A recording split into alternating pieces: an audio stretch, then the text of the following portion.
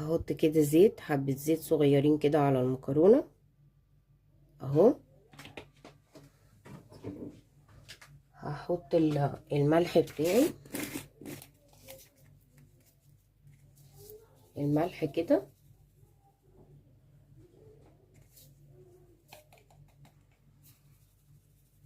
اهو. هحط فلفل اسود،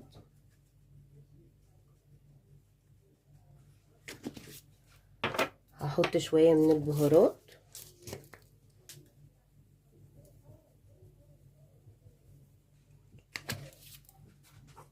وهحط مكعب من المرقة. ده اختياري بقى، لو حابة ماشي، مش حابة خلاص. اهو مكعب، هحاول اكسره كده